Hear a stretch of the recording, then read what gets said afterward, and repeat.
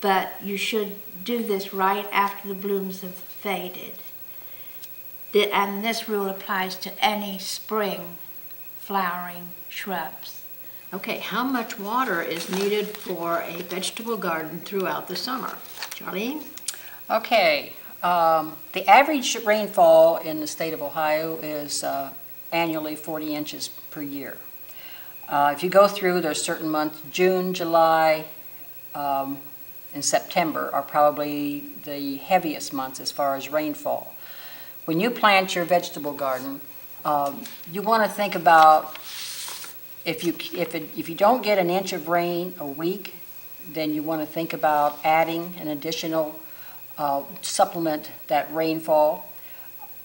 Plants need water to grow, and they need the water evenly dispersed. I mean, if you get, this year we had a real glut of rain at the beginning, and I don't know if anybody noticed it or not, but your plants just took off, and some of the plants in my garden, they normally only get like 2 feet tall. They were already 3 feet tall by the time the rains quit, and I still had no blooms. So it just, all the rain did is just promoted this excess growth. So think about keeping approximately 1 inch of water on your gardens. If you can't get it by rain, then a drip irrigation is best. Applying it in the morning so that it can dry out during the day, the soil can dry out during the day would be the best way to go. All right, that was a little tough this summer, but we'll try it next summer. Exactly.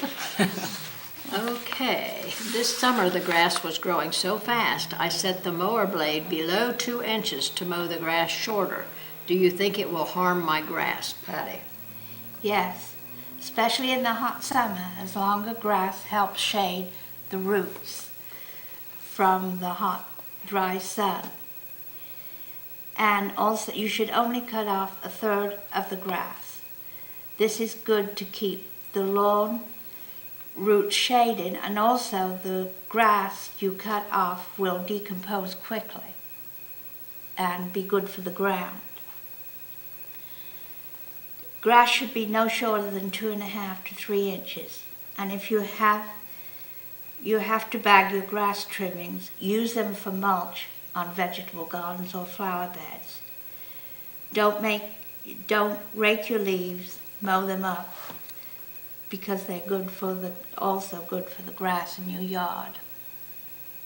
Ready. Okay. What are they talking about when they say a tomato is determinate or indeterminate? Charlene. Alrighty. Tomatoes are usually categorized as a mid-season or late season, mid-season, early season, or late season. The other consideration is whether the tomato cultivar you choose is determinate or indeterminate. A tomato that is determinate would be something like a Roma tomato or a tomato that you would be using for canning. And what this does, it pretty much grows everything grows all at once, and all of the tomatoes will come on at basically the same time. So you'll have maybe 3 to 4 weeks of constant harvest, and then after that, the plants are done. They've spent themselves and they're gone. So that's a determinate tomato. An indeterminate are your beefsteak, early girls. There's a lot of, I'm going to say there's a bigger majority of your tomatoes are indeterminate, and that means once they set bloom and they start producing, that those tomatoes, barring any unforeseen circumstances, will bloom until you have a frost. So they are what are called indeterminate. And when you go to the nurseries, and when you're picking out your seeds and whatnot, if you want something that just comes on all at once so you can get your canning done early, then you have to know which varieties are that. And we do have handouts that do tell you the different varieties and goes through that pretty much that whole explanation of determinate and indeterminate. All right. I put my indoor plants outside for the summer. When is the latest I can leave them outside, and should I do anything special for them when I bring them in, Patty? Well, I would say that right now you should be bringing your indoor plants in, because we've had some pretty cold evening, so they maybe should have been in by now. But you need to clean your plants before you bring them in. And a good way to do that is to clean them with a solution of liquid soap and water. And you should wipe every leaf off, actually, unless you want to spend a lot of money and get all the things that they tell you, but it doesn't work any better than it was. And plants with hairy foliage actually should not be washed. They should actually be dusted off. So if you have some pots that have the saucers, you have your pot and then a saucer, there's a lot of slugs and stuff that can get into that. What you need to do is use like a cup of Clorox to a gallon of water and wash off the outside of your pots, and that will stop kill anything that's on there that you don't bring in. Also, get a magnifying glass and inspect your plants with a magnifying glass, because it's surprising what's on there that you don't see with the naked eye. So you should actually inspect it with a magnifying glass, and if there are some spider mites or whatever it is that's on your plant, you should maybe spray it with some insecticide soap. That's the least harmful. And when you do bring them in, though, you shouldn't actually bring them in all at once. They should actually come from the sun to the shade and then bring them in. Don't bring them in like today they're in the hot sun and bring them in. You should put them in the shade for a couple of days and then bring them in, so that they acclimate to the environment. And like I say, the most important thing is to inspect them with a magnifying glass and get rid of those insects that might be on, because when they get in your house, they're going to love it. And they're going to multiply and everything else. I agree. Patty, if anybody has ever skipped that little step, and I have done it on occasion, only to come downstairs in the basement, say about the middle of November, and looking at all the little things, all of a sudden you're looking around, where in the world did that come from? And immediately you didn't clean your plant and everything that's in there, and as soon as that heat came on in your house and is warming up. So that's a very important step that you should follow. Oh, that is, we have had little critters skittering across the floor in the basement too, from bringing in our cannas and things like this. This is something you really have to be careful of. Our next question and our last ones here are on the wisteria and the hydrangeas. Charlene, would you like to give us a little something on them? All righty. Disappointing wisteria blooms. How many times we've had this question asked over the years.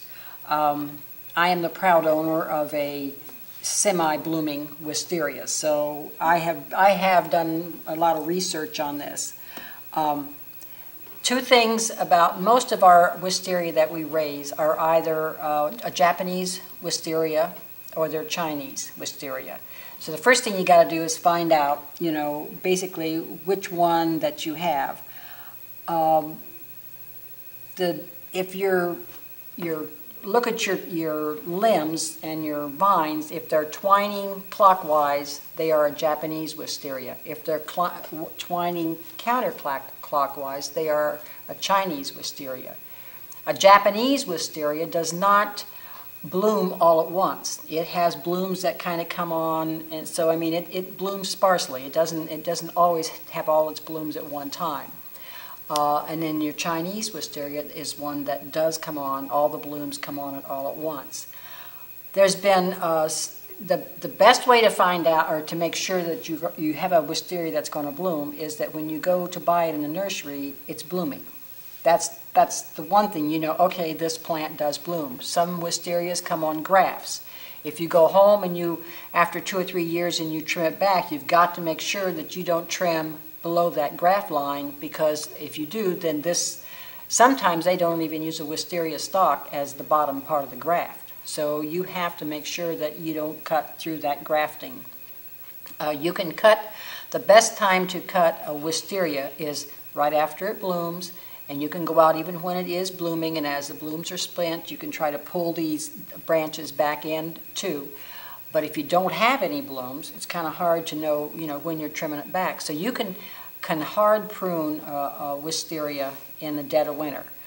If you have a wisteria that, say, is over 8 to 10 years old and you haven't had any blooms, some people have tried to do what they call is shock the root by cutting back the roots of your wisteria. Just kind of bring them in closer, and just doing that sometimes will shock it. Wisterias do not like a lot of nitrogen, so you're going to use more phosphorus and any kind of fertilizer that doesn't have a lot of nitrogen. Winter care of hydrangeas. One of the things about hydrangeas, there are 4 species of hydrangea, and each one of them basically, they all basically live by the same rules.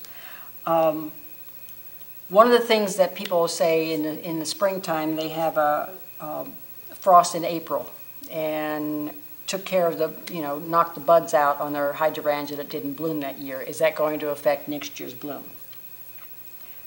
No. That will not harm next year's blooms, but you may be gone for this year on that particular one. We have had 2 or 3 years intermittently where we have had late frost and blossoms on apple trees. I think it was 2 years ago we had no apples because there were no blooms. So your late frost is the thing that you have to worry most about with your hydrangeas. They need sometimes a little bit, if they're planted and they're quite large, there's not a whole lot that you can do as far as to protect them except to put a mulch around the base in the wintertime. But if you have some of the newer varieties like Endless Summer and Nikki Blue, those types, those don't get as big to start with, and you can actually build a little fence and put burlap around it to protect them. Sometimes you do the same things with boxwood. The boxwood gets a winter burn on the ends of the boxwood plant shrub. So if you take and you put like a frost protect as a cloth that you can buy, and it's like a row cover type thing, but it's a frost protect, and but you can put and make a burlap thing, and then you can drop straw, just kind of loosely have straw in there, and this will kind of help to keep the cold out, and it will preserve that hydrangea through the winter. That's it. Okay, that's all right. All right, another question we have had is on Mugo pines, and my mother-in-law, if they wanted to know how to keep them small, my mother-in-law would go out every spring and she would cut off all the new candles that were on the Mugo pine. And that's the only way that you can keep them small. Otherwise, if they get away from you one season, you might as well figure you're going to have a big Mugo pine. If you want them small, you have to be really after them right away. And if you have any questions, be sure and contact us, Master Gardeners, and we will be glad to talk with you about almost anything. Thank you. Almost. Almost.